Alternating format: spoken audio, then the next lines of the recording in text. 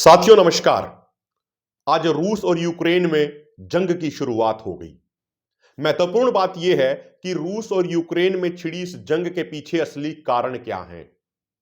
रूस की सेना में कर्नल रहे और आजकल कार्नेज मॉस्को इंस्टीट्यूट के डायरेक्टर के पद पर कार्यरत दिमित्री ट्रेनिन ने कहा था कि 1990 में सोवियत यूनियन के टूटने के बाद जो नया वर्ल्ड ऑर्डर बनेगा, यदि उस नए वर्ल्ड ऑर्डर में एक बहुत बड़ी और हारी हुई ताकत यानी रूस को उचित सम्मान नहीं दिया गया, तो आने वाले समय में रूस अपनी पूरी ताकत लगा देगा उस नए वर्ल्ड ऑर्डर को बदलने के लिए या फिर पूरे तरीके से तहस नहस करने के लिए। तो 1990 के बाद से जो अमेरिका और नाटो की विस्तारवादी नीतियां रही, उन्हीं विस्तारवादी नीतियों का आज नतीजा यह है कि रूस और यूक्रेन के बीच में जंग छिड़ी हुई है। बात है 1990 की, जब जर्मनी के यूनिफिकेशन पर चर्चा हो रही थी, जब सोवियत यूनियन टूटने के कगार पे पहुंच चुका था। उस समय जर्मनी दो भागों में बटा हुआ था, वेस्ट जर्मनी और ईस्ट जर्मनी। वेस्ट जर्मनी पे वेस्टर्न कंट्रीज यानी नाटो का प्रभाव था और ईस्ट जर्मनी के ऊपर सोवियत यूनियन और उसके जो साथी थे जिनको वार्सा पैक्ट बोला जाता था, उनका प्रभाव था। उस समय वेस्टर्न कंट्रीज की टॉप लीडरशिप ने बार बार सोवियत यूनियन की लीडरशिप को यह भरोसा दिलाया, उनसे वादा किया कि जर्मनी के यूनिफिकेशन और सोवियत यूनियन के टूटने के बाद नाटो ऐसा कोई कदम नहीं उठाएगा जिससे रूस को अपनी सुरक्षा का खतरा पैदा हो।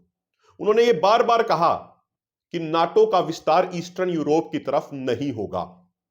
कई ऐसे मौके आए जब वेस्टर्न कंट्रीज की लीडरशिप ने बार बार ये बातें कही। वेस्ट जर्मनी के फॉरेन मिनिस्टर ने उस समय कहा था कि यदि आने वाले समय में पोलैंड वार्सा पैक्ट को छोड़ता है और वो नाटो में शामिल होने की कोशिश करता है, तो पोलैंड को नाटो में शामिल नहीं किया जाना चाहिए। वेस्ट जर्मनी के ही फॉरेन मिनिस्टर ने यह भी कहा था कि जर्मनी की यूनिफिकेशन के बाद सबकी यह जिम्मेदारी है कि ऐसा कोई भी कदम ना उठाया जाए जिससे रूस को खतरा पैदा हो, जिससे रूस अपनी सुरक्षा को लेकर चिंतित हो। अमेरिका के विदेश मंत्री जेम्स बेकर और उस समय के सोवियत यूनियन के लीडर मिखाइल गोर्बाचोव के बीच में एक बातचीत हुई और उस बातचीत में यह चर्चा हुई कि मिखाइल गोर्बाचोव ने कहा कि यदि सोवियत यूनियन के टूटने के बाद और जर्मनी की यूनिफिकेशन के बाद यदि नाटो ईस्टर्न यूरोप की तरफ बढ़ता है, तो फिर सोवियत यूनियन को अपनी फोर्सेस की संख्या नहीं घटानी चाहिए। यदि नाटो का विस्तार होता है तो स्थिति ज्यों की त्यों बनी रहेगी और सोवियत यूनियन भी अपनी फोर्सेस को और अधिक मजबूत करेगा। तो उस समय अमेरिकी विदेश मंत्री जेम्स बेकर ने कहा कि मिखाइल गोर्बाचोव बिल्कुल ठीक कह रहे हैं और जर्मनी की यूनिफिकेशन के बाद ऐसा कोई कदम नहीं उठाना चाहिए जिससे रूस को खतरा पैदा हो। उस समय अमेरिकी प्रेसिडेंट एच.डब्ल्यू. बुश और मिखाइल गोर्बाचोव के बीच में एक मीटिंग हुई और उस मीटिंग में अमेरिकन प्रेसिडेंट एच.डब्ल्यू. बुश ने कहा कि जो नाटो है ये पूरे यूरोप में सिक्योरिटी का एक मजबूत स्तंभ है, मजबूत एंकर है। तो मिखाइल गोर्बाचोव ने उसके जवाब में कहा कि यदि एक स्तंभ की बजाय दो स्तंभ हो तो वो ज्यादा बेहतर रहेगा। तो एच.डब्ल्यू. बुश ने कहा कि दूसरा स्तंभ कौन सा है? तो मिखाइल गोर्बाचोव ने कहा कि ईस्टर्न यूरोप की तरफ भी एक स्तंभ है। वो सोवियत यूनियन की तरफ इशारा कर रहे थे, वो वार्सा पैक्ट कंट्रीज की तरफ इशारा कर रहे थे। मिखाइल गोर्बाचोव ने उन्होंने एच.डब्ल्यू. बुश को तो यह भी कहा कि क्यों ना ऐसा किया जाए कि जब सारी दुश्मनी खत्म की जा रही है, जब सबको यह समझ में आ गया कि 50 साल के टकराव से कोई फायदा नहीं हुआ और 50 साल के टकराव से नुकसान ही हुआ है, तो ऐसा किया जाए कि जो कंट्रीज होंगे उनको वार्सा पैक्ट की भी मेंबरशिप दे दी जाए और नाटो की भी मेंबरशिप दे दी जाए, दोनों की कंबाइंड मेंबरशिप होनी चाहिए। इस तरह के सुझावों पर भी उस समय चर्चा हुई थी, लेकिन वेस्टर्न कंट्रीज की लीडरशिप ने बार बार सोवियत यूनियन की लीडरशिप को यह भरोसा दिलाया कि वो ऐसा कोई कदम नहीं उठाएंगे जिससे रूस को खतरा पैदा हो या फिर वो नाटो का ईस्टर्न यूरोप की तरफ विस्तार नहीं करेंगे।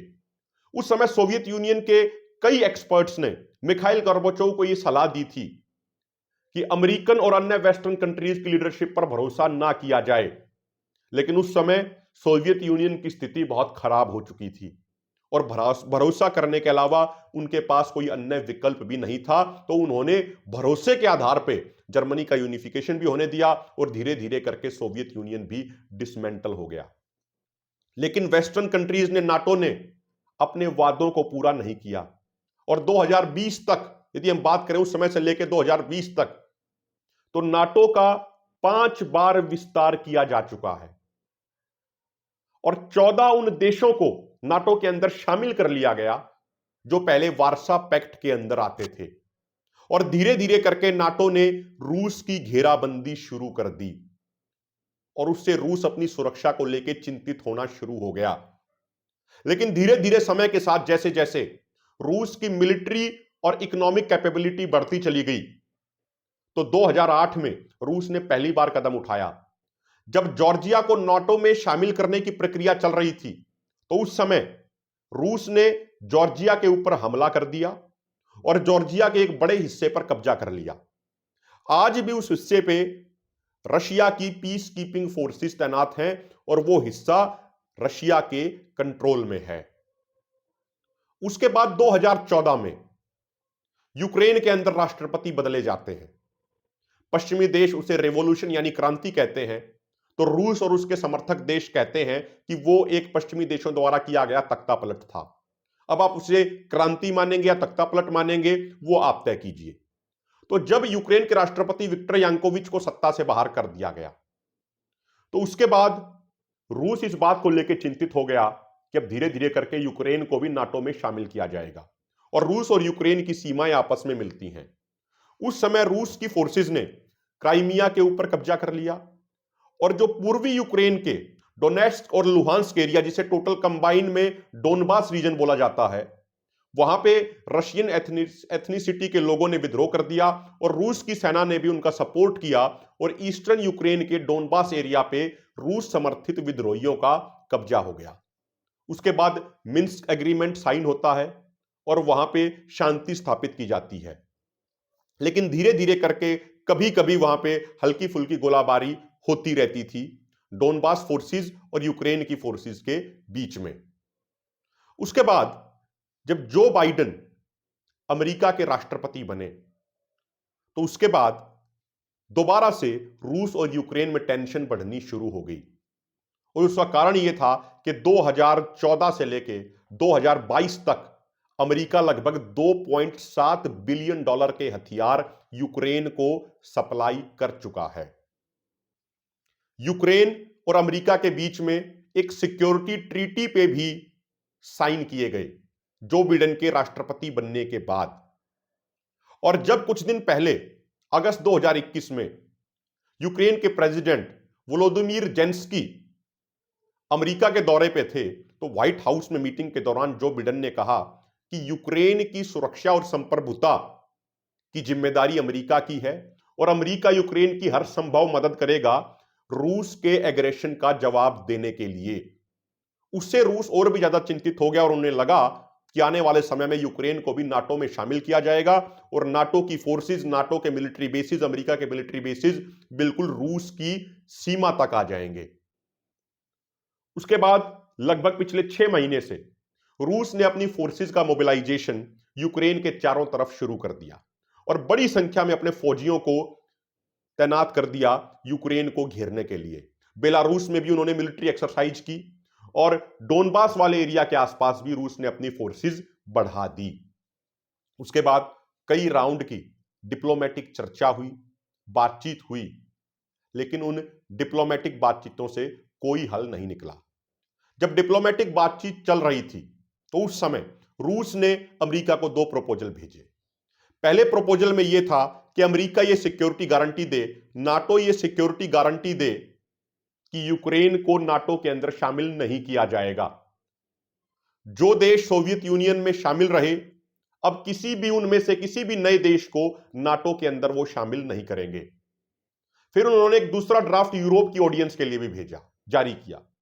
उसमें उन्होंने ये कहा कि 1997 से पहले, 1997 से पहले नाटो की फोर्सेस जहां जहां तक तैनात थी, उसी सीमा तक नाटो की फोर्सेस तैनात रहनी चाहिए। लेकिन अमेरिका और नाटो ने उन दोनों ड्राफ्टों पे कोई खासा ध्यान नहीं दिया, उन पे कोई खास गौर नहीं किया। जब रूस अपनी सुरक्षा को लेकर और अधिक चिंतित हो गया तो उन्होंने ये मिलिट्री ऑपरेशन चालू कर दिया, जिसमें आज हम देख रहे हैं कि Russian aircraft, Russian helicopter, Russian missile से यूक्रेन के ऊपर हमला कर दिया गया। यूक्रेन के कई एयरपोर्ट्स को निशाना बनाया गया। यूक्रेन की डिफेंस मिनिस्ट्री और मिलिट्री बेसिस को भी निशाना बनाया गया। और अब तक के हालात ये हैं कि रूस की सेना लगातार आगे बढ़ती जा रही है। जो डोनबास रीजन है, जो दो रिपब्लिक बनाए गए, लुहांस्क और डोनेट्स्क, जिनको रूस ने अभी कुछ दिन पहले मान्यता दे दी, उनकी जो अपनी फोर्सेस हैं वो भी लगातार आगे बढ़ती जा रही हैं और यूक्रेन की फोर्सेस लगातार पीछे हटती जा रही हैं। तो कुल मिला के समरी ये है कि 1990 के समय जो नाटो द्वारा, अमेरिका द्वारा जो सोवियत यूनियन को जो वादे किए गए थे, वो वादे पूरे नहीं किए गए और नाटो लगातार ऐसी एक्टिविटीज करता रहा जिसके तहत वो रूस को घेरने का काम कर रहा था। और उसी से चिंतित होकर रूस ने आज ये कदम उठाया है और यूक्रेन के ऊपर उन्होंने हमला कर दिया। यदि एक पीसफुल पूरा यूरोप बनाने की जो बातें हुई थी 1990 में, यदि उस पीसफुल और कॉपरेशन से भरे यूरोप को बनाया जाता तो आज ये युद्ध के हालात ना होते।